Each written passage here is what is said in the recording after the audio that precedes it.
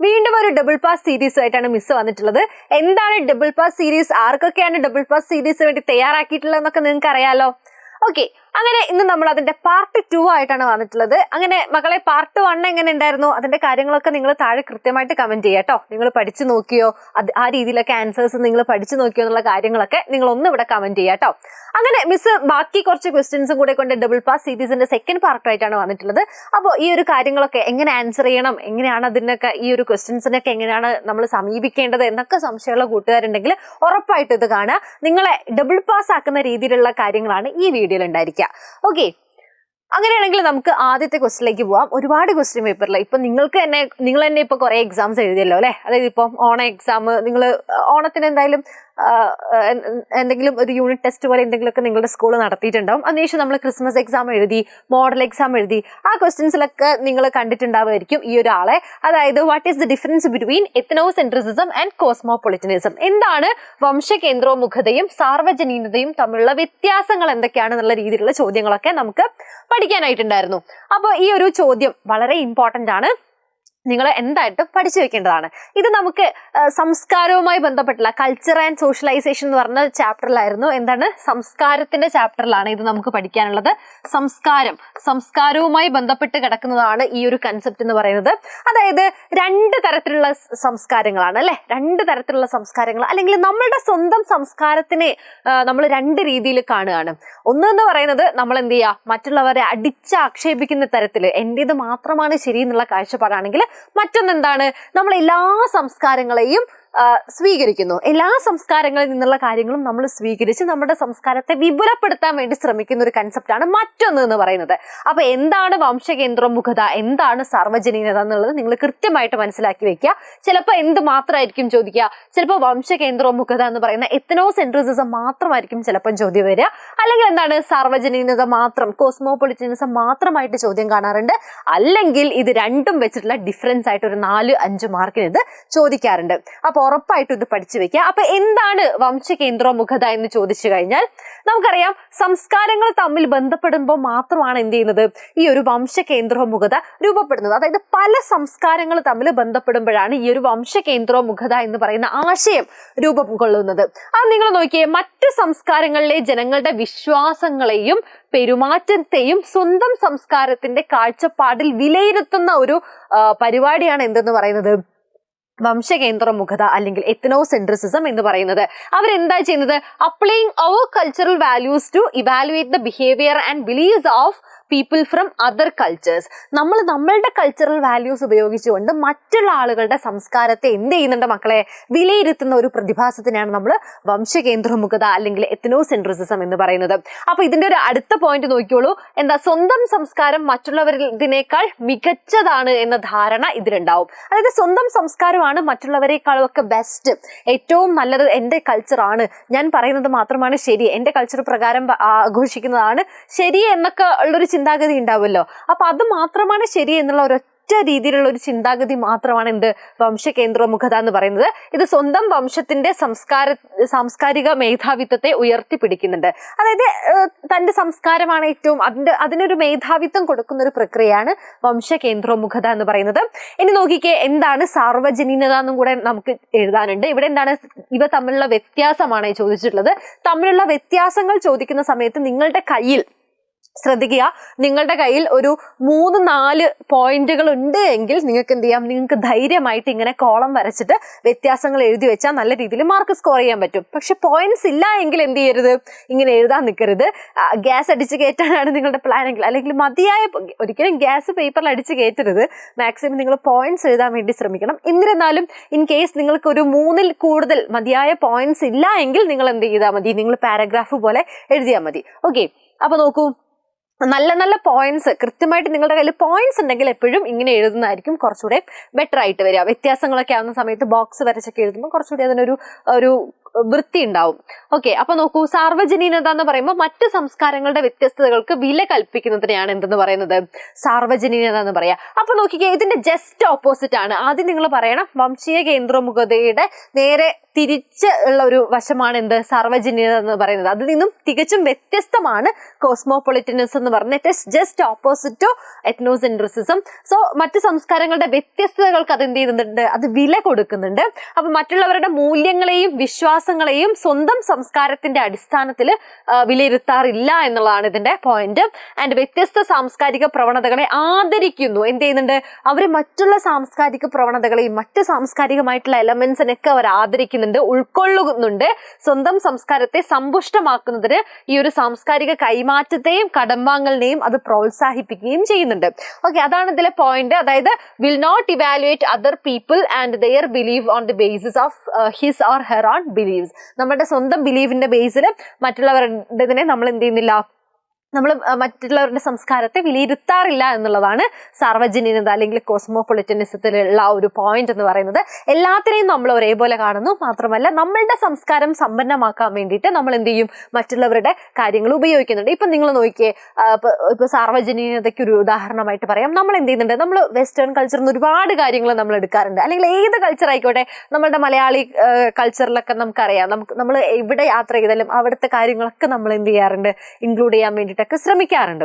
Okay, അപ്പൊ ഇതാണ്, അത്തരത്തിലുള്ള ഒരു കാര്യമാണ് സാർവജനീനത എന്ന് പറയുന്നത്. പക്ഷെ പലപ്പോഴും ബ്രിട്ടീഷുകാർ ഇവിടെ വന്നപ്പോൾ വംശീയ കേന്ദ്രമുഖത കാണിക്കാറുണ്ടായിരുന്നു. എങ്ങനെയാണ്, അവരുടേത് മാത്രമാണ് ശരി, അവരുടെ ഇംഗ്ലീഷ് എഡ്യൂക്കേഷനൊക്കെ ഇവിടെ ഇംപ്ലിമെന്റ് ചെയ്യാൻ കാരണം എന്താ, ഇംഗ്ലീഷാണ് കറക്റ്റ് ലാംഗ്വേജ്, ഇംഗ്ലീഷാണ് ഗ്ലോബൽ ലാംഗ്വേജ്, അല്ലെങ്കിൽ ഞങ്ങൾ പറയുന്നത് മാത്രമാണ് ശരി എന്നുള്ള ഒരു ആറ്റിറ്റ്യൂഡ് കൊണ്ടാണ്. അപ്പൊ അങ്ങനെ അത്തരത്തിലൊക്കെ നമുക്കതിനെ കാണാം. സോ ഇതാണ് വംശകേന്ദ്രമുഖതയും സാർവജനീനതയും തമ്മിലുള്ള ഒരു വ്യത്യാസം എന്ന് പറയുന്നത്. ഈ വാക്കുകൾ കേട്ട് നിങ്ങൾ പേടിക്കേണ്ട. ഈ വാക്കുകൾ കേട്ടിട്ട് നിങ്ങൾ ഈ ക്വസ്റ്റ്യൻ അറ്റൻഡ് ചെയ്യാതെ ഇരിക്കരുത്. വളരെ ഈസിയാണ്. എന്താണെന്നുള്ള കാര്യം മനസ്സിലായല്ലോ. വംശകേന്ദ്രമുഖത അല്ലെങ്കിൽ എത്നോസെൻട്രിസിസം എന്ന് പറഞ്ഞാൽ ഞാനാണ് ടോപ്പ്, എന്റെ സംസ്കാരമാണ് ടോപ്പ്, അതാണ് ഏറ്റവും ടോപ്പ്, അതിന്റെ മുകളിൽ ഒന്നുമില്ല, അപ്പൊ എല്ലാവരേക്കാളും മുന്തിയത് ഞാനാണ് എന്നൊക്കെ ഉള്ളൊരു ധാരണ ഉണ്ടല്ലോ. സംസ്കാരങ്ങളിലെ എന്റെ സംസ്കാരമാണ് ഏറ്റവും ബെസ്റ്റ്, ആ ഒരു ധാരണയാണ് വംശകേന്ദ്രമുഖത എന്ന് പറയുന്നത്. അതിന്റെ ഓപ്പോസിറ്റ് എല്ലാ സംസ്കാരങ്ങളെയും നമ്മൾ ഒരേപോലെ കാണുകയും മറ്റ് സംസ്കാരങ്ങളെ നമ്മുടെ സംസ്കാരത്തോടൊപ്പം കൂട്ടിച്ചേർക്കാനും ഒക്കെ ശ്രമിക്കുന്ന ഒരു പ്രവണതയാണ് സാർവജനീനത എന്ന് പറയുന്നത്. ക്ലിയർ ആണേ? ഈ ഒരു 4 മാർക്ക് നമുക്ക് കിട്ടിയല്ലോ? യെസ്, കിട്ടി. അങ്ങനെയാണെങ്കിൽ നമുക്ക് അടുത്ത ക്വസ്റ്റ്യനിലേക്ക് പോവാം. What are the different agencies of socialization? Write a brief note about their roles. അപ്പം ഇതാണ് സാമൂഹികവൽക്കരണത്തിന്റെ ഏജൻസികൾ ഏതെല്ലാമാണ്, വിവിധ ഏജൻസികൾ. അപ്പൊ സാമൂഹികവൽക്കരണം എന്താന്ന് എല്ലാവർക്കും അറിയാലോ, സോഷ്യലൈസേഷൻ എന്താന്ന് എല്ലാവർക്കും അറിയാലോ. കൾച്ചറിന്റെ ചാപ്റ്ററിൽ തന്നെയാണ്, അതിന്റെ സെക്കൻഡ് പാർട്ടായിട്ട് നമുക്ക് പഠിക്കാനുള്ളതാണ് കൾച്ചർ ആൻഡ് സോഷ്യലൈസേഷൻ, സംസ്കാരവും സാമൂഹികവൽക്കരണം എന്ന് പറയുന്നത്. അപ്പൊ ഇത്തരം സാമൂഹികവൽക്കരണത്തിന്റെ വിവിധ ഏജൻസികൾ ഏതൊക്കെയാണ്, അപ്പൊ അത് സാമൂഹികവൽക്കരണത്തിൽ അത് എന്തൊക്കെ പങ്ക് വഹിക്കുന്നു, അവർ വഹിക്കുന്ന പ്രധാനപ്പെട്ട പങ്കുകൾ എന്താണ് എന്നുള്ളതൊക്കെയാണ് ഇവിടെ ചോദ്യമായിട്ട് വന്നിട്ടുള്ളത്. അപ്പൊ ആദ്യം തന്നെ നമ്മൾ എന്താണ് സോഷ്യലൈസേഷൻ എന്ന് അവർക്ക് പറഞ്ഞു കൊടുക്കണം. എന്താണ് socialisation? It is the process by which we become human social being. അതായത് ഇതൊരു പ്രോസസ്സാണ്. ഫസ്റ്റ് ഓഫ് ഓൾ സോഷ്യലൈസേഷൻ എന്ന് പറയുന്ന ഒരു പ്രോസസ്സാണ്. എന്താണത്? വി ബിക്കം ഹ്യൂമൻ ബീയിങ് അല്ലെങ്കിൽ ഒരു സോഷ്യൽ ബീയിങ് ആയിട്ട് മാറുന്ന, നമ്മൾ മനുഷ്യനിൽ നിന്നും ഒരു എന്താ പറയുക സാമൂഹിക ജീവിയായിട്ട് മാറുന്ന ഒരു പ്രതിഭാസത്തെ അല്ലെങ്കിൽ ഒരു പ്രക്രിയയാണ് നമ്മൾ സോഷ്യലൈസേഷൻ എന്ന് പറയുന്നത്. അതായത് നിസ്സഹായനായ ഒരു ശിശു എന്താവുന്നു, ക്രമേണ സ്വയം ബോധവാനും അറിവുള്ള വ്യക്തിയും ജനിച്ചു വളർന്ന സംസ്കാരത്തിന്റെ രീതികളിൽ നിപുണനായി തീരുകയും ചെയ്യുന്ന പ്രക്രിയയാണ് സാമൂഹീകരണം എന്ന് പറയുന്നത്. അതായത് ഞാൻ എപ്പോഴും പറയാറുണ്ട്, നമ്മൾ ജനിക്കുന്നത് എങ്ങനെയാ, അതായത് വെറും ഒരു ബയോളജിക്കൽ ഓർഗാനിസം ആയിട്ട്, ജൈവികപരമായിട്ട് മറ്റുള്ള ജീവികളെ പോലെ കണ്ണും കൈയും കാലും ഒക്കെ ആയിട്ട് അങ്ങനെ ഒരു ജീവി അത്രയേ ഉള്ളൂ നമ്മൾ ജനിക്കുന്ന സമയത്ത് അല്ലെ, വെറൊരു ജീവി അത്രയേ ഉള്ളൂ. അതിൽ നിന്ന് മാറി നമ്മൾ ഭാഷ പഠിക്കുന്നു, നമ്മൾ ഭക്ഷണം കഴിക്കാൻ പഠിക്കുന്നു, നമ്മൾ പല കാര്യങ്ങൾ പഠിക്കുന്നു, ഓരോരുത്തരെയും ഓരോ രീതിയിൽ വിളിക്കാൻ, അഡ്രസ്സ് ചെയ്യാൻ, അമ്മേനെ അച്ഛനെ സഹോദരിമാരെ ഇതൊക്കെ നമ്മൾ എന്ത് ചെയ്യുന്നു, നമ്മൾ പഠിക്കുന്നു അല്ലെ. നിങ്ങളുടെ വീട്ടിലൊക്കെ കുഞ്ഞു മക്കൾ ഉണ്ടെങ്കിൽ നിങ്ങൾ ആ ഒരു മാറ്റം കൃത്യമായിട്ട് മനസ്സിലാക്കിയിട്ടുണ്ടാവും. ജനിച്ച ആ ഒരു ഒരു സമയത്തൊക്കെ ഇവർ ആകെ ചെയ്തുകൊണ്ടിരിക്കുന്ന കാര്യം എന്താ, കരയുക അല്ലെ, എപ്പോഴും കരഞ്ഞുകൊണ്ടിരിക്കും. അങ്ങനെ അവർക്ക് വിശന്നാ കരയും, അവർക്ക് വേദനിച്ചാൽ കരയും. കാരണം അവർക്ക് എക്സ്പ്രസ് ചെയ്യാൻ ആ ഒരു കാര്യം മാത്രമേ അറിയുള്ളൂ. അപ്പൊ എല്ലാ ജീവജാലങ്ങളും അങ്ങനെ തന്നെയാണ്. അതിൽ നിന്നും മനുഷ്യൻ വ്യത്യസ്തനാകുന്നത്, മനുഷ്യൻ പഠിക്കുന്നത്, മനുഷ്യൻ എഴുതുന്നത്, മനുഷ്യൻ ചിന്തിക്കുന്നത്, മനുഷ്യൻ സംസാരിക്കുന്നത്, ഇതൊക്കെ എന്തുകൊണ്ടാണ്? അതിന് കാരണമായിട്ടുള്ള ഒരു പ്രക്രിയയാണ്. അതായത് മനുഷ്യൻ ഇത്രയും കാര്യങ്ങളൊക്കെ ചെയ്യുന്നുണ്ട് അല്ലെ. ഏകദേശം 1 വയസ്സ് 2 വയസ്സൊക്കെ ആകുമ്പോഴേക്കും എന്താണ്, ആ കുട്ടി വളർന്ന് പല കാര്യങ്ങളും ചെയ്യാൻ വേണ്ടിയിട്ട് എന്താവുന്നുണ്ട്, കേപ്പബിൾ ആവുന്നുണ്ട്. അതിനൊരു പ്രധാന കാരണം എന്ന് പറയുന്നത് ഈ കാര്യമാണ് മക്കളെ. ഏതാണിത്? സാമൂഹീകരണം. അല്ലെങ്കിൽ സാമൂഹീകരണവും സാമൂഹികവൽക്കരണം ഒക്കെ ഒന്നാണ് കേട്ടോ. ഈ സാമൂഹീകരണം, സാമൂഹികവൽക്കരണം എന്ന് പറയുന്ന ഒരു കാര്യമാണ് കുട്ടിയെ ഇതിനൊക്കെ എന്താക്കി മാറ്റുന്നത്, പ്രാപ്തരാക്കി മാറ്റുന്നത് എന്നുള്ള കാര്യം നിങ്ങൾ ഓർക്കുക. അപ്പൊ ആ ഒരു പ്രോസസ്സാണ്. അതായത് നിസ്സഹായനായ ഒരു ശിശു അല്ലെങ്കിൽ ഒരു ജീവി, ഒരു ജൈവ പ്രക്രിയയിലൂടെ ഉണ്ടായിട്ടുള്ള ഒരു ജീവി എന്താവുകയാണ്, ക്രമേണ ഒരു സാമൂഹിക ജീവിയായിട്ട് മാറുകയാണ് അല്ലെ. മനുഷ്യനൊരു സാമൂഹിക ജീവിയാകുന്ന ആ ഒരു പ്രക്രിയ, അതാണ് സോഷ്യലൈസേഷൻ അല്ലെങ്കിൽ സാമൂഹികവൽക്കരണം എന്ന് പറയുന്നത്.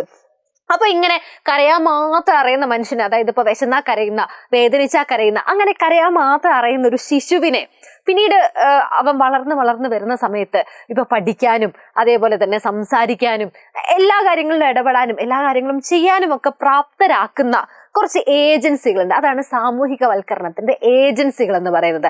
അതായത് ഇങ്ങനെ മനുഷ്യനെ കേപ്പബിൾ ആക്കുന്ന, ഇപ്പൊ നമുക്കറിയാം വീട്ടിലാണെങ്കിൽ നമ്മളിപ്പോ ജനിച്ചു ഒരു വയസ്സ് 2 വയസ്സ് ആ ഒരു പ്രായമൊക്കെ ആവുമ്പോഴേക്കും നമ്മൾ പല കാര്യങ്ങൾ പഠിക്കുന്നുണ്ട് അല്ലെ. ഓരോരുത്തരെ കുറിച്ച് നമ്മൾ തിരിച്ചറിയുന്നുണ്ട്.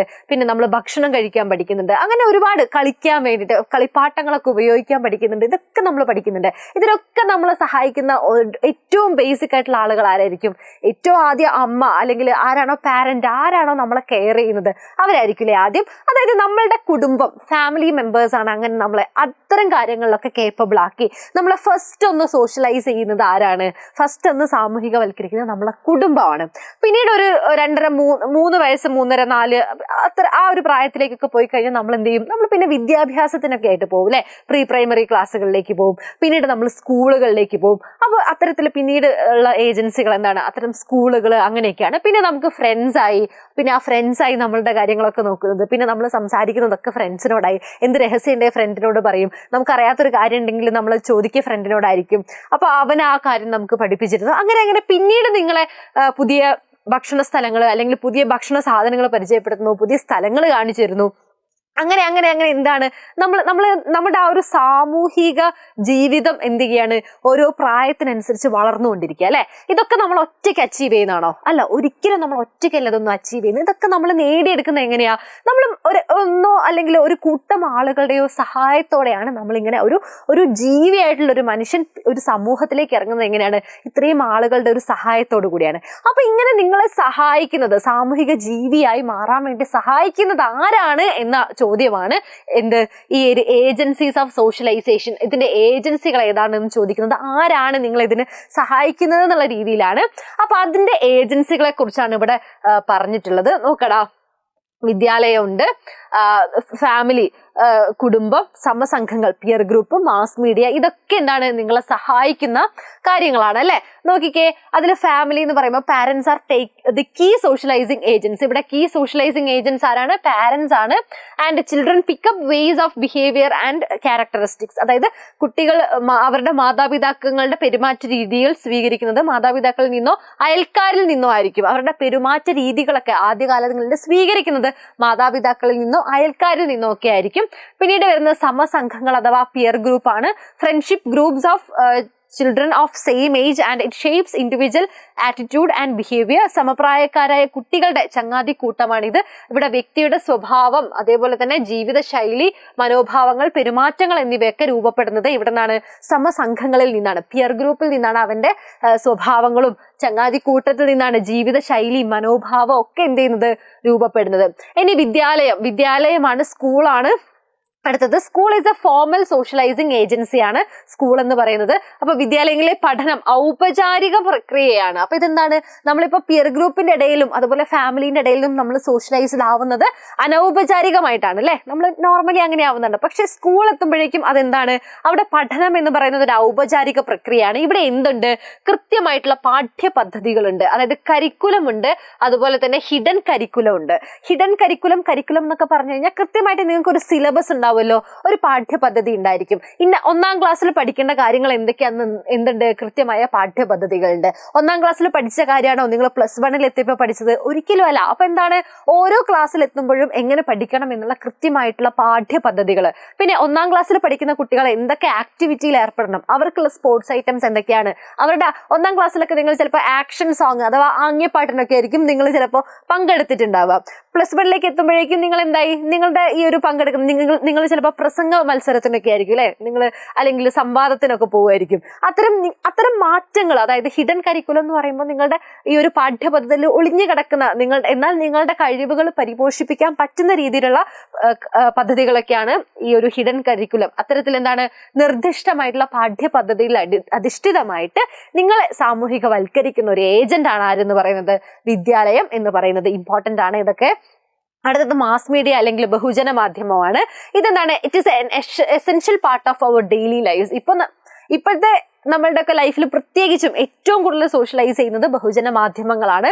നമ്മളിപ്പോ കോമൺ ഗ്യാതറിങ്സിനൊന്നും പങ്കെടുത്തിട്ടില്ലെങ്കിൽ പോലും നമ്മൾ ചിലപ്പോൾ ഈ ഒരു ഫേസ്ബുക്കിൽ, അല്ലെങ്കിൽ ഫേസ്ബുക്കില്ല, ഇൻസ്റ്റഗ്രാം, നിങ്ങളുടെയൊക്കെ ഇടയിൽ എന്തായാലും മെയിനായിട്ട് ഇൻസ്റ്റഗ്രാം, അതേപോലെ തന്നെ ഇത്തരം കാര്യങ്ങളിലൊക്കെ, ഇത്തരം മീഡിയകളിലൊക്കെ നിങ്ങൾ ആക്റ്റീവ് ആണെങ്കിൽ അത്തരത്തിലുള്ള സോഷ്യലൈസേഷൻ ആണ് ബഹുജന മാധ്യമത്തിലൂടെ നിങ്ങൾക്ക് കിട്ടുന്നത്. കൂടുതലായിട്ട് ഡീറ്റെയിൽ ആയിട്ടുള്ള പോയിന്റ് മിസ് ഇവിടെ ഉൾപ്പെടുത്തിയിട്ടുണ്ട്. സാമൂഹികവൽക്കരണം ആരംഭിക്കുന്നത് കുടുംബത്തിൽ നിന്നാണ്. ഒരു വ്യക്തി ജനിക്കുന്ന കുടുംബത്തിന്റെ പ്രദേശവും സാമൂഹ്യ വർഗവും സാമൂഹ്യവൽക്കരണത്തെ സാരമായി ബാധിക്കുന്നുണ്ട്. കുട്ടികൾ അവരുടെ പെരുമാറ്റ രീതികൾ സ്വീകരിക്കുന്നത് മാതാപിതാക്കളിൽ നിന്നോ അയൽക്കാരിൽ നിന്നോ ആയിരിക്കാം. സമപ്രായക്കാരെന്ന് പറയുമ്പോൾ സമപ്രായക്കാരായ കുട്ടികളുടെ ചങ്ങാതിക്കൂട്ടമാണിത്. അപ്പൊ അവർ ഒരു വ്യക്തിയുടെ ജീവിതത്തിലുടനീളം ഒരുപാട് സ്വാധീനം ചെലുത്തുന്നുണ്ട്. പിന്നെ നോക്കൂ, വിദ്യാലയങ്ങളിൽ അധ്യാപകർ പകർന്നു കൊടുക്കുന്ന അറിവുകളുടെയും മൂല്യങ്ങളുടെയും കുട്ടികളെ സാമൂഹികവൽക്കരിക്കാൻ സഹായിക്കുന്നുണ്ട്. പിന്നെ ബഹുജന മാധ്യമം അഥവാ മാസ് മീഡിയയാണ് മറ്റ് സാമൂഹികവൽക്കരണ ഏജൻസികളിൽ ഉൾപ്പെടുന്നതാണ്. അതിൽ തന്നെ തൊഴിൽ മണ്ഡലങ്ങൾ, മതം, നിയമം, ആചാരങ്ങൾ, ഇതൊക്കെ എന്താണ്, അതർ സോഷ്യലൈസിങ് ഏജൻസി. ചിലപ്പോൾ നിങ്ങൾക്ക് ചോദ്യം അങ്ങനെ വരാറുണ്ട് കേട്ടോ. അതർ സോഷ്യലൈസിങ് ഏജൻസീസ് അഥവാ മറ്റ് സാമൂഹികവൽക്കരണ ഏജൻസികൾ ഏതൊക്കെയാണെന്ന് ചോദിക്കുകയാണെങ്കിൽ നിങ്ങൾ എന്ത് പറയണം, അതാണ് അതിൽ ഉൾപ്പെട്ടിട്ടിരിക്കുന്നതാണ് തൊഴിൽ മണ്ഡലങ്ങൾ, മതം, നിയമം, ആചാരങ്ങൾ. ഇതൊക്കെ എന്താണ്, അതർ സോഷ്യലൈസിങ് ഏജൻസീസ് അല്ലെങ്കിൽ മറ്റ് സോഷ്യലൈസിങ് ഏജൻസികളാണ്.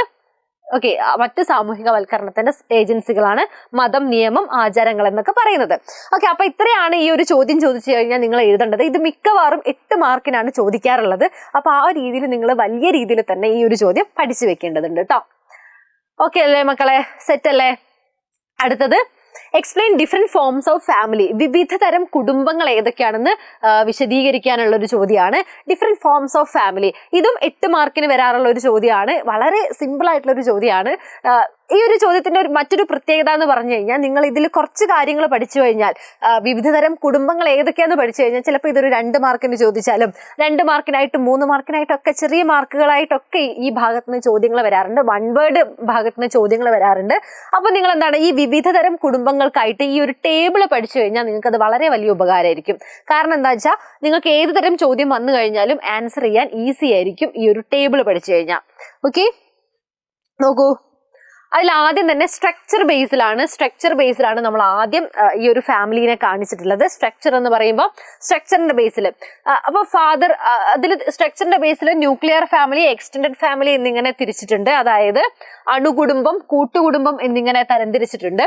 ഘടനയുടെ ബേസിലാണത്. ഘടന എന്ന് പറയുമ്പോൾ ആളുകളുടെ എണ്ണം, അതിൽ ഉൾക്കൊള്ളുന്ന ആളുകളുടെ എണ്ണത്തിന്റെ അടിസ്ഥാനത്തിലാണ് ഘടനയിലെ നമ്മൾ പറയുന്നത്.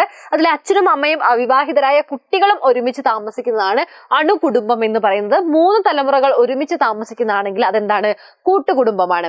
ഓക്കെ, ഇനി സ്ഥലം, എവിടെയാണ് ഇവർ താമസിക്കുന്നത് എന്നുള്ളതിന്റെ അടിസ്ഥാനത്തിൽ ഇപ്പൊ കല്യാണം കഴിച്ചു കൊണ്ടുവന്ന് ആരുടെ വീട്ടിലാണ്, വരന്റെ വീട്ടിലാണ് സ്ഥിരമായിട്ട് താമസിക്കുന്നതെങ്കിൽ അതെന്താണ്, അത് പിതൃസ്ഥാനീയമാണ്. പിതൃസ്ഥാനീയം അഥവാ ഇറ്റ് ഈസ് പെറ്റേണൽ ആയിരിക്കും. ഓക്കെ, ഇനി ഇവര് വധുവിന്റെ വീട്ടിൽ സ്ഥിരമായിട്ട് താമസിക്കുകയാണെങ്കിൽ അതെന്താണ്, അത് മാതൃസ്ഥാനീയമാണ്. ഹോംലാൻഡ് എന്നൊക്കെ പറയും അതിന്. ഇനി അധികാരം, കുടുംബം പുരുഷന്മാരുടെ ആധിപത്യത്തിലാണ് കുടുംബം ഉള്ളെങ്കിൽ അതെന്താണ്, അത് പിതൃമേധാവിത്വ കുടുംബമാണ്. അല്ലെങ്കിൽ അപ്പൊ ഈ ഒരു ആർക്കൽ, പാട്രി ആർക്കൽ എന്ന് പറയുമ്പോൾ ഇറ്റ് മീൻസ് അതോറിറ്റി, അതായത് പിതൃമേധാവിത്വ കുടുംബം. ഓക്കെ, ഇനി സ്ത്രീകൾക്ക് അധികാരവും ആധിപത്യവും ഉള്ള കുടുംബം ഏതാന്ന് ചോദിച്ചു കഴിഞ്ഞാൽ അത് ഏതാണ്? മാതൃമേധാവിത്വ കുടുംബമാണ്, അല്ലെങ്കിൽ മാട്രിയാർക്കൽ ഫാമിലിയാണ്. അത് മാട്രിയാർക്കൽ ഫാമിലി ആയിരിക്കും. ഇനി ഹെറിറ്റേജ് അഥവാ പൈതൃകത്തിന്റെ അടിസ്ഥാനത്തിൽ രണ്ടാക്കിയിട്ടുണ്ട്. ഇൻഹെറിറ്റൻസ് ഫാദർ ടു സൺ ആണെങ്കിൽ അതെന്താണ്? പാറ്റേണൽ ലീനിയേജ് ആണ്. മദർ ടു ചിൽഡ്രൻ ആണെങ്കിൽ അത് മാട്രിയാർക്ക് അല്ലെങ്കിൽ മെറ്റേണൽ ലീനിയേജ് ആണ്. അതായത് അനന്തരാവകാശം പിതൃദായക ക്രമമാവണമെങ്കിൽ പിതാവിൽ നിന്നും അത് എങ്ങോട്ടേക്ക് പോകണം? മകനിലേക്കാണ് സ്വത്തുകൾ കൈമാറുന്നതെങ്കിൽ അത് പിതൃദായക ക്രമം. ഇനി അനന്തരാവകാശം അമ്മയിൽ നിന്ന് കുട്ടികളിലേക്കാണെങ്കിൽ അതെന്താണ്? അത് മാതൃദായക ക്രമമാണ്. ഈ ഒരു ടേബിൾ പഠിച്ചു കഴിഞ്ഞാൽ നിങ്ങൾക്ക് ഈ ഫാമിലിയുമായി ബന്ധപ്പെട്ട എന്ത് ചോദ്യം വന്നു കഴിഞ്ഞാലും നിങ്ങൾക്ക് ആൻസർ ചെയ്യാൻ ഈസി ആയിരിക്കും. ഇത് ഉറപ്പായിട്ടും പഠിച്ചു വെക്കുക. Okay, and the next question, the global society is facing a lot of environmental problems. Explain the major environmental problems. ഇത് നിങ്ങൾ ഈ ക്വസ്റ്റ്യൻ നിങ്ങൾ ഒരുപാട് പേപ്പറിൽ കണ്ടിട്ടുണ്ടാവും. മിക്ക പേപ്പറുകളിൽ ഉണ്ടാവാറുള്ള ഒരു ചോദ്യമാണ്. ആഗോള സമൂഹം അനേകം പരിസ്ഥിതി പ്രശ്നങ്ങൾ നേരിടുന്നുണ്ട്. അതിൽ പ്രധാന പ്രശ്നങ്ങൾ ഏതെല്ലാമാണെന്ന് പഠിച്ചു വെക്കേണ്ടതുണ്ട്. ഏതൊക്കെയാടാ? മേജർ എൻവയോൺമെന്റൽ പ്രോബ്ലംസ് ആയിട്ട് റിസോഴ്സ് ഡിപ്ലീഷൻ അഥവാ വിഭവശോഷണമുണ്ട്, പൊല്യൂഷൻ എന്ന് പറയുന്ന മലിനീകരണം, ഗ്ലോബൽ വാർമിംഗ്, ആഗോളതാപനം, ജനറ്റിക്കലി മോഡിഫൈഡ് ഓർഗാനിസംസ്, ഓക്കെ, ജനിതക മാറ്റം വരുത്തിയ ജീവജാലങ്ങൾ, പിന്നെ നാച്ചുറൽ ആൻഡ് മാൻമെയ്ഡ് ആയിട്ടുള്ള ഡിസാസ്റ്റേഴ്സ് അത് വേറെയുണ്ട്. അതായത് മനുഷ്യനിർമ്മിതമായിട്ടുള്ളതും അതുപോലെ തന്നെ അതായത് പ്രകൃതിയാ ഉണ്ടാവുന്ന ഒരുപാട് ദുരന്തങ്ങളും ഒക്കെ ഇവിടെ ഉണ്ട്. ഓക്കെ, അപ്പൊ ഇതൊക്കെയാണ് പ്രധാനപ്പെട്ട പ്രശ്നങ്ങൾ. അതായത് പാരിസ്ഥിതിക പ്രശ്നങ്ങൾ ഏതാണെന്നുള്ള രീതിയിൽ ചോദിച്ചാൽ ഇവയൊക്കെയാണ് നിങ്ങൾ ആൻസർ പറയേണ്ടത് കേട്ടോ. ഓക്കെ, ഇനി ഇതിനെക്കുറിച്ച് എന്താണ് വിഭവശോഷണം, എന്താണ് റിസോഴ്സ് ഡിപ്ലീഷൻ എന്ന് ചോദിച്ചു കഴിഞ്ഞാൽ വാട്ട് ഈസ് റിസോഴ്സ് ഡിപ്ലീഷൻ? അതെന്ന് പറയുമ്പോൾ ഇറ്റ് ഈസ് റിന്യൂവബിൾ സോഴ്സ് ആണ്, which can supply continuously hydro power, biogas, solar, wind energy, ഇതൊക്കെയാണ് ഇത് റിസോഴ്സ് ഡിപ്ലീഷനിൽ. അതായത് ഇപ്പൊ നമുക്ക് ഈ റിസോഴ്സ് ഡിപ്ലീഷൻ അഥവാ വിഭവശോഷണം അല്ലെങ്കിൽ റിസോഴ്സ് ഡിപ്ലീഷൻ എന്ന് പറഞ്ഞു കഴിഞ്ഞാൽ നമുക്കറിയാലോ, നമ്മുടെ പ്രകൃതിയിൽ എന്താണ് ഒരുപാട് വിഭവങ്ങളുണ്ട് അല്ലെ. നമ്മുടെ പ്രകൃതി നമുക്ക് ഒരുപാട് വിഭവങ്ങൾ തന്നിട്ടുണ്ട്. കേട്ടോ, നമ്മളിപ്പോ ഈ വണ്ടി ഓടിക്കുന്നതൊക്കെ എന്തുകൊണ്ടാ? വണ്ടി ഓടിക്കാനുള്ള ഇന്ധനമൊക്കെ നമുക്ക് എവിടുന്നാ കിട്ടുന്നത്? അത് നമുക്ക് പ്രകൃതി തന്നതാണ് അല്ലെ. നമ്മുടെ ഭക്ഷണങ്ങള്, അതുപോലെ തന്നെ നമുക്ക് ഈ സൺലൈറ്റ് ഒക്കെ ഉണ്ട് അല്ലെ. എല്ലാം നമുക്ക് പ്രകൃതിയാ, നമുക്ക് എല്ലാവിധ കാര്യങ്ങളും പ്രകൃതി തന്നെ നമുക്ക് തരുന്നുണ്ട്. അപ്പൊ ഇത്തരത്തിൽ തന്നെ ഇത്തരം പ്രകൃതി തരുന്ന ഈ വിഭവങ്ങളെ നമുക്ക് രണ്ടെണ്ണമായിട്ട് തരംതിരിക്കാം. അതാണ് റിന്യൂവബിളും നോൺ റിന്യൂവബിളും. അതായത് പുനരുൽപാദിപ്പിക്കാവുന്ന ഊർജ്ജങ്ങളും അതുപോലെ തന്നെ പുനരുൽപാദിപ്പിക്കാൻ കഴിയാത്ത വിഭവങ്ങൾ എന്നിങ്ങനെ നമുക്ക് രണ്ട് തരത്തില് ചെയ്യാൻ വേണ്ടി പറ്റും. അതായത് ഇപ്പൊ നമുക്ക് ഈ ഒരു വിഭവശോഷണത്തില് ഊർജ്ജ സ്രോതസ്സിനെ നോക്കുകയാണെങ്കിൽ പുനരുൽപാദിപ്പിക്കുന്ന ഊർജ്ജ സ്രോതസ് നമുക്ക് എന്ത് ചെയ്യാൻ പറ്റും? തുടർച്ചയായിട്ട് വിതരണം ചെയ്യാൻ പറ്റും. അതായത് ജലവൈദ്യുതി, ബയോഗ്യാസ്, സൗരോർജം, കാറ്റിൽ നിന്നുള്ള ഊർജം, ഇവയൊക്കെ എന്താണ്? ഇതൊക്കെ നമുക്ക് തീർന്നു പോയാൽ എന്ത് ചെയ്യാം? വീണ്ടും നമുക്ക് ഇത് ഉപയോഗിച്ചുകൊണ്ട് വീണ്ടും പുനരുജ്ജീവിപ്പിക്കാൻ വേണ്ടി നമുക്ക് സാധിക്കുന്ന കാര്യമാണ്. എന്താ നോൺ റിന്യൂവബിൾ റിസോഴ്സസ് എന്ന് പറയുന്നത്? പുനരുൽപാദിപ്പിക്കാൻ കഴിയാത്ത കാര്യങ്ങൾ എന്ന് പറഞ്ഞു കഴിഞ്ഞാൽ തീർന്നു പോകുന്ന ഊർജ്ജ സ്രോതസ്സുകളാണ്. അതായത് പെട്രോളിയം, കൽക്കരി. കാരണം ഈ പെട്രോളിയം ഒക്കെ ഉണ്ടാവുന്നത് വെച്ചാൽ വർഷങ്ങളുടെ ഒരു നാച്ചുറൽ പ്രോസസ്സ് വഴിയാണ് പെട്രോളിയം ഒക്കെ ഉണ്ടാവുന്നത്. അപ്പൊ അതുകൊണ്ടാണ് ഇപ്പൊ നമ്മൾ കൂടുതലായിട്ട് EV-ലേക്കൊക്കെ മാറിയില്ലേ, അതായത് ഇലക്ട്രിക് വെഹിക്കിൾസിലേക്ക് നമ്മൾ മാറാനുള്ള കാരണം പെട്രോൾ എങ്ങാനും തീർന്നു പോയി കഴിഞ്ഞാൽ പിന്നെ നമ്മൾ എന്തരുത്, നമ്മളുടെ ഗതാഗതം മുട്ടിപ്പോരുതല്ലോ. പക്ഷേ EV ഉപയോഗിക്കുന്ന സമയത്ത് അവിടെ എന്താ നമ്മൾ ഉപയോഗിക്കുന്നത്? ഇലക്ട്രിസിറ്റിയാണ് ഉപയോഗിക്കുന്നത്, വൈദ്യുതി. അതെന്താണ്? അത് നമുക്ക് റിന്യൂവബിൾ ആണ്. നമുക്ക് വെള്ളം ഉപയോഗിച്ചും കാറ്റിലൂടെയും ഇപ്പൊ സോളാർ പ്ലാന്റ് ഒക്കെ, അതായത് സോളാറൊക്കെ എല്ലാ വീട്ടിലും ഉണ്ട് അല്ലെ. മിക്ക വീടുകളും സോളാറായിട്ടൊക്കെ മാറുന്നുണ്ട്. അപ്പൊ ഇതൊക്കെ എന്താണ്? ഇത് നമുക്ക് റിന്യൂവബിൾ ആണ്, അതായത് പുനരുജ്ജീവിപ്പിക്കാൻ പറ്റുന്നതാണ്. അപ്പൊ ഇത്തരത്തിലുള്ള വിഭവശോഷണം എന്താണ്? ഒരു പ്രധാനപ്പെട്ട ഒരു പാരിസ്ഥിതിക പ്രശ്നമാണ്. അതായത് ഇപ്പൊ നമ്മൾ പെട്രോളിയം ഉൽപ്പന്നങ്ങൾ ഒരുപാട് ഉപയോഗിക്കുന്നു. അപ്പൊ ഇവയൊക്കെ ഉപയോഗിച്ച് തീർന്നു പോകുന്നത് ഒരു പ്രധാനപ്പെട്ട പാരിസ്ഥിതിക പ്രശ്നമാണ്. നമ്മുടെ ഭൂമി നേരിടുന്ന ഒരു പ്രധാന പാരിസ്ഥിതിക പ്രശ്നമാണ് അത്.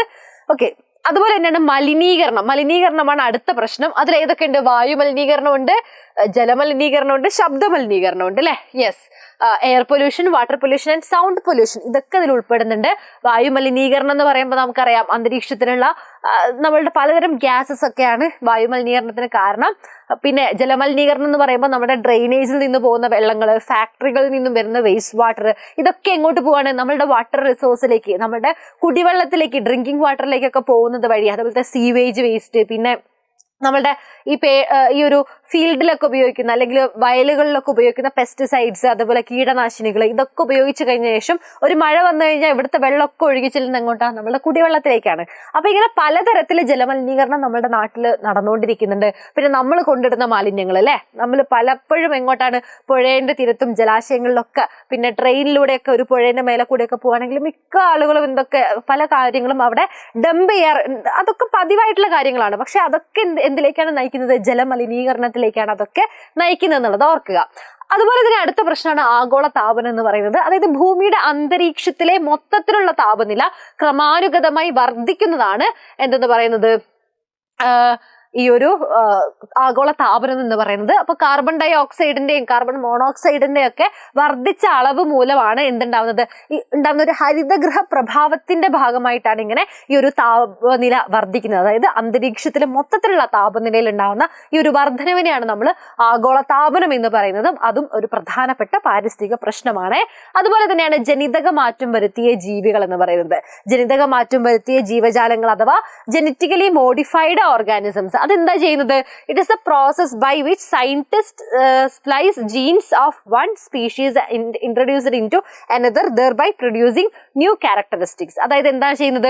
ഒരു ജീവിവർഗത്തിന്റെ ജീനുകളെ എന്ത് ചെയ്യും? അതിനെ വിഭജിക്കുകയും പുതിയ സ്വഭാവ സവിശേഷതകൾ ഉൽപ്പാദിപ്പിച്ച് അതിനെ എന്ത് ചെയ്യും? മറ്റൊന്നിലേക്ക് അവതരിപ്പിക്കുകയും ചെയ്യുന്ന ഒരു പ്രക്രിയയാണ് നമ്മൾ എന്തെന്ന് പറയുന്നത്? ജനിതക മാറ്റം വരുത്തിയ ജീവജാലങ്ങൾ എന്നതുകൊണ്ട് ഉദ്ദേശിക്കുന്നത്. അപ്പൊ ഇത് കൃത്യമായിട്ട് ഇത് പഠിച്ചു വെക്കുക. ഇതും വളരെ ഇമ്പോർട്ടന്റ് ആയിട്ടുള്ള ഒരു ചോദ്യമാണ്. ഓക്കെ, ഇനി അടുത്തൊരു ചോദ്യം എന്ന് പറയുന്നത് distinguish between mechanical solidarity and organic solidarity ആണ്. യാന്ത്രിക ഐക്യദാർഢ്യവും അതുപോലെ തന്നെ ജൈവിക ഐക്യദാർഢ്യവും തമ്മിലുള്ള വ്യത്യാസങ്ങൾ ഏതാന്നുള്ളത് വേർതിരിച്ചെഴുതാം. അത് നോക്കൂടാ, യാന്ത്രിക ഐക്യദാർഢ്യം എന്ന് പറഞ്ഞാൽ നമുക്കറിയാം ഇത് പ്രാകൃത സമൂഹത്തിന്റെ പ്രത്യേകതയാണ്. അതായത് പ്രിമിറ്റീവ് സൊസൈറ്റിയാണ് അല്ലെ, പ്രിമിറ്റീവ് സൊസൈറ്റിയുടെ പ്രത്യേകതയാണ്. ആൻഡ് നോക്കൂ, ഇവർക്കിടയിൽ വ്യത്യാസങ്ങൾ കുറവാണ്, തൊഴിൽ വിഭജനം കുറവാണ്, സാദൃശ്യമാണ് ഈ ഒരു ഐക്യത്തിന് കാരണം എന്ന് പറയുന്നത്. പിന്നീട് ചെറിയ ജനസംഖ്യയുള്ള സമൂഹങ്ങളിലാണ് ഇത്തരം ഐക്യങ്ങൾ കാണപ്പെടുന്നത്. ഇവിടെ ശക്തമായ വ്യക്തിബന്ധങ്ങൾ നമുക്ക് കാണാൻ വേണ്ടി സാധിക്കും. ഇതെന്താണ്? ഇത് മെക്കാനിക്കൽ സോളിഡാരിറ്റി അല്ലെങ്കിൽ യാന്ത്രിക ഐക്യദാർഢ്യത്തിന്റെ പ്രത്യേകതകളാണ്. എന്താണത്? അവർക്കിടയിൽ എന്താണ്? വ്യത്യാസങ്ങൾ കുറവായിരിക്കും. അതൊരു പ്രാകൃത സമൂഹത്തിന്, അത് പഴയ കാലത്തിനാണ് യാന്ത്രിക ഐക്യദാർഢ്യം എന്ന് പറയുന്നത് അല്ലെങ്കിൽ മെക്കാനിക്കൽ സോളിഡാരിറ്റി എന്ന് പറയുന്നത്. അതിൽ സ്മോൾ സൈസ്, പോപ്പുലേഷൻ ഒക്കെ സ്മോൾ സൈസ് ആയിരിക്കണം. പിന്നെ അവിടെ ഡിവിഷൻ ഓഫ് ലേബർ ഒക്കെ വളരെ കുറവാണ്, തൊഴിൽ വിഭജനമൊക്കെ വളരെ കുറവാണ്. ഇനി നോക്കൂ, ജൈവിക ഐക്യദാർഢ്യം എന്ന് പറഞ്ഞു കഴിഞ്ഞാൽ ആധുനിക സമൂഹത്തിന്റെ സവിശേഷതയാണ്. ഇപ്പൊ നോക്കൂ മക്കളെ, ആധുനിക സമൂഹം എന്നൊക്കെ പറയുമ്പോൾ ഇവിടെ ഇപ്പൊ ഹോസ്പിറ്റലുകളിലൊക്കെ എന്തൊക്കെ തരം ജീവനക്കാരുണ്ട് അല്ലെ. ഇപ്പൊ നിങ്ങൾ ആരെങ്കിലും ഒരു ഹോസ്പിറ്റലിലേക്ക് പോയി കഴിഞ്ഞാൽ നമ്മൾ അവിടുന്ന് ഒരു റിസപ്ഷനിലേക്കൊക്കെ ആദ്യം പോകുന്നത്. അപ്പൊ അവിടുന്ന് അവിടെയുള്ള റിസപ്ഷനിലെ സ്റ്റാഫ് മുതൽ പിന്നീട് ഓരോ ഡിപ്പാർട്ട്മെന്റും നമ്മൾക്കിപ്പോ കണ്ണിനാണെങ്കിൽ ഒരു ഡിപ്പാർട്ട്മെന്റ്, തലയ്ക്കാണെങ്കിൽ ഒരു ഡിപ്പാർട്ട്മെന്റ്, അങ്ങനെ കൈ നോക്കാൻ എല്ലിന്റെ കാര്യങ്ങൾക്കൊരു ഡിപ്പാർട്ട്മെന്റ്, ഹാർട്ടിന്റെ കാര്യങ്ങൾക്കൊരു ഡിപ്പാർട്ട്മെന്റ്, അങ്ങനെ എന്താണ് സ്പെഷ്യലൈസേഷൻസ് ഒക്കെ ഇന്നത്തെ സമൂഹത്തിൽ വളരെ കൂടുതലാണ് അല്ലെ. അപ്പൊ അതാണ് എന്ത് ആധുനിക സമൂഹത്തിന്റെ പ്രത്യേകത. വ്യത്യാസങ്ങൾ കൂടുതലാണ്, തൊഴിൽ വിഭജനം കൂടുതലാണ്, വ്യക്തിബന്ധങ്ങൾക്കൊന്നും വലിയ പ്രാധാന്യം കൊടുക്കുന്നില്ല. പിന്നെ പരസ്പര ആശ്രയത്വമാണ് ഇതിന്റെ മെയിൻ എന്ന് പറയുന്നത് അല്ലെ. ഇപ്പൊ നഴ്സും ഡോക്ടറും കൂടി ചേർന്നിട്ടായിരിക്കും എന്ത് ചെയ്യുന്നത്? ഒരു ട്രീറ്റ്മെന്റിന്റെ കാര്യങ്ങളൊക്കെ നോക്കുന്നത് അല്ലെ. അപ്പൊ അത്തരത്തിൽ പരസ്പര ആശ്രയത്വം എന്തിൽ കാണാൻ പറ്റും? ഇവിടെ കാണാൻ പറ്റും. വലിയ ജനസംഖ്യയുള്ള സമൂഹത്തിൽ ഇത്തരം ഐക്യം കാണപ്പെടുന്നു. ഇത് വലിയ ജനസംഖ്യയുള്ള സമൂഹത്തിലാണ് ഇത്തരത്തില് ജൈവിക ഐക്യം കാണപ്പെടുന്നത്. അപ്പൊ ഇത് കൃത്യമായിട്ട് ഇതിന്റെ പോയിന്റ്സ് നിങ്ങൾ ഓർത്തു വെക്കുകയാണ് കേട്ടോ. ആൻഡ് അതുപോലുള്ള ഒരു ഇമ്പോർട്ടൻ്റ് ആയിട്ടുള്ള മറ്റൊരു ചോദ്യമാണ് write a short note on ghettoisation and gated communities. ഈ ഒരു ചോദ്യം ഇമ്പോർട്ടൻ്റ് ആണ്. അതായത് ഗെറ്റോവൽക്കരണം, ബന്ധിത സമുദായങ്ങൾ എന്നിവയെ കുറിച്ച് ഒരു ചെറിയ കുറിപ്പ് തയ്യാറാക്കുക എന്നുള്ളതാണ്. അപ്പൊ ഗെറ്റോയിസേഷൻ എന്ന് പറഞ്ഞാൽ നിങ്ങൾക്കറിയാം it is related to communal violence ആണ് അല്ലെ. Have led to the conversation mixed community neighbourhood into single community. അത് എന്തെങ്കിലും ഒരു പ്രശ്നം ഉണ്ടാകുന്ന സമയത്ത് വ്യത്യസ്തങ്ങളായി നിൽക്കുന്ന സമുദായങ്ങൾ എന്ത് മാറുകയാണ്? ഒരു ഏക സമുദായമായി മാറുന്നു, അല്ലെങ്കിൽ ഒറ്റയ്ക്കുള്ള ഒരു സമുദായമായി മാറുന്നു, ഒരു ഏക സമുദായമായി മാറുന്നതാണ് ഗെറ്റോയിസേഷൻ അല്ലെങ്കിൽ ഗെറ്റോവൽക്കരണം എന്നും ഇതിനെ പറയും. അല്ലെങ്കിൽ ഏക സമുദായവൽക്കരണം എന്നും പറയും ഇതിനെന്തും പറയും? ഏക സമുദായവൽക്കരണം.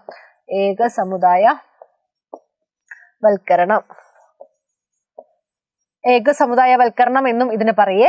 അതായത് മതസമുദായങ്ങളൊക്കെ തമ്മിലുള്ള സംഘർഷങ്ങൾക്കിടയിലാണ് പലപ്പോഴും പിന്നിട്ട് നിൽക്കുന്ന അതായത് മാറി മാറി നിൽക്കുന്ന പല സമുദായങ്ങളും ഒരുമിച്ച് ചേർന്നുകൊണ്ട്, അതായത് നൈബറിംഗുള്ള, അതായത് അയൽപക്ക സമുദായങ്ങൾ എന്തായി മാറുന്നു, ഒരു ഏക സമുദായങ്ങളായി മാറുന്ന ഒരു പ്രക്രിയയാണ് ഏക സമുദായവൽക്കരണം. അതുപോലെ തന്നെയാണ് ബന്ധിത സമുദായങ്ങൾ, അതായത് ഗേറ്റഡ് കമ്മ്യൂണിറ്റീസ് എന്ന് പറയുന്നത്. അവരുടെ പ്രത്യേകത എന്താ? അവർ ഭദ്രതയുടെ ചുമരുകളിൽ അകത്തേക്കും പുറത്തേക്കുമുള്ള സഞ്ചാരം ഗേറ്റുകളാൽ നിയന്ത്രിക്കപ്പെടുന്ന സുരക്ഷിതത്വത്തിൽ നഗരങ്ങളിൽ ആധുനിക സൗകര്യങ്ങളെല്ലാം ആസ്വദിച്ച് ജീവിക്കുന്ന ധനാഢ്യരായിട്ടുള്ള മനുഷ്യന്മാരെയാണ് നമ്മൾ ഗേറ്റഡ് കമ്മ്യൂണിറ്റീസ് എന്ന് പറയുന്നത്. അതായത് അവിടെ എന്തുണ്ടാവും? Separated from surrounding by walls and gates with controlled entry and exit. Controlled ആയിട്ടുള്ള എൻട്രി ആൻഡ് എക്സിറ്റ് ആയിരിക്കും. ഇപ്പൊ ഫ്ലാറ്റിലുള്ള ആളുകൾ, വില്ലകളിൽ താമസിക്കുന്ന ആളുകൾ, ഇവരുടെ ഒരു കമ്മ്യൂണിറ്റി എന്ന് പറയുന്നത് എന്താണ്? ഗേറ്റഡ് കമ്മ്യൂണിറ്റിയാണ്. അതായത് സുരക്ഷിതത്വത്തിന്റെ ചുമരുകളാൽ എന്തായിരിക്കും? അവർ ആവരണം ചെയ്യപ്പെട്ടിരിക്കും. അവിടേക്ക് നമ്മൾ കയറണമെങ്കിൽ പെർമിഷൻ വേണം, അവിടുന്ന് പുറത്തേക്ക് ഇറങ്ങണമെങ്കിൽ പെർമിഷൻ വേണം. അങ്ങനെ കൃത്യമായിട്ട് അത്തരം നഗരത്തിന്റെ എല്ലാവിധ പ്രിവിലേജും ആസ്വദിച്ച് ജീവിക്കുന്ന ഒരു സമുദായത്തെയാണ് നമ്മൾ ഗേറ്റഡ് കമ്മ്യൂണിറ്റീസ് എന്ന് പറയുന്നത്. ഓക്കെ, അപ്പൊ ഇത്രയും കാര്യങ്ങളാണ് നിങ്ങൾക്ക് ഈ ഒരു സീരീസിൽ, ഡബിൾ പാസ് സീരീസിന്റെ ഈ ഒരു സെക്കൻഡ് പാർട്ടിൽ മിസ്സിന് പരിചയപ്പെടുത്താനുള്ളത്. അപ്പോൾ ഈ ഒരു ക്വസ്റ്റ്യൻസും ഇതിന്റെ ആൻസേഴ്സും നിങ്ങൾ കൃത്യമായിട്ട് പഠിക്കുക. കൂടുതലായിട്ട് പോയിന്റ്സ് വേണമെന്നുള്ളവർ ടെക്സ്റ്റ് ബുക്കും നോട്ട്ബുക്കും ഒക്കെ റെഫർ ചെയ്തിട്ടൊക്കെ എന്ത് ചെയ്യുക, കൂടുതൽ പോയിന്റ്സ് ഇതുമായി റിലേറ്റ് ചെയ്ത് നിങ്ങൾക്ക് നോക്കി വെക്കാവുന്നതാണ്. ഇതിൽ മാക്സിമം ഇതൊക്കെയാണ് നമ്മളുടെ എസ് എ ക്വസ്റ്റ്യൻ വരുന്നത്. ഇത്രയൊന്നും എഴുതിയാൽ പോരാ. എസ് എ ക്വസ്റ്റ്യൻ എന്ന് പറയുമ്പോൾ നിങ്ങൾക്ക് അറിയാലോ, ഇതിന് ഉദാഹരണ സഹിതം നിങ്ങൾ എന്ത് ചെയ്യുക, കുറച്ചുകൂടെ ഡീറ്റെയിൽ ആയിട്ട് നോക്കി നോക്കുക. അപ്പൊ ഇതൊക്കെ വളരെ ഇമ്പോർട്ടന്റ് ആണ്. എല്ലാവർക്കും മനസ്സിലായി എന്നുള്ളത് മിസ് വിശ്വസിക്കുന്നു. ഓക്കെ, അപ്പൊ ബാക്കി പിന്നെ മറ്റ് ഷുവർ ക്വസ്റ്റ്യൻസ് ആയിട്ടും ഇനി നമുക്ക് എന്ത് വരുന്നുണ്ട്? ഇനി നമുക്ക് മെഗാ ലൈവുകൾ വന്നുകൊണ്ടിരിക്കുന്നുണ്ട് അല്ലെ? ഇനി വരുന്ന ദിവസങ്ങളിലൊക്കെ ആയിട്ട് നമുക്ക് ലൈവുകളൊക്കെ വരുന്നുണ്ട്. അതിലൊക്കെ നമുക്ക് കൂടുതൽ ക്വസ്റ്റ്യൻസും കൂടുതൽ കണ്ടന്റും ഒക്കെ പരിചയപ്പെടാം. അപ്പോൾ നിങ്ങളുടെ കൃത്യമായിട്ടുള്ള കാര്യങ്ങൾ, നിങ്ങളുടെ അഭിപ്രായങ്ങളൊക്കെ എന്ത് ചെയ്യുക, അവിടെ പറയാ. എന്തൊക്കെയാണ് നിങ്ങൾ പഠിച്ച എവിടം വരെ എത്തി എന്നൊക്കെയുള്ള കാര്യങ്ങളൊക്കെ പറയാ. ഓക്കെ മക്കളെ, അപ്പൊ നമുക്ക് വീണ്ടും മറ്റ് ലൈവുകളിലും മറ്റ് വീഡിയോയിലൊക്കെ ആയിട്ട് കാണാം. Bye bye.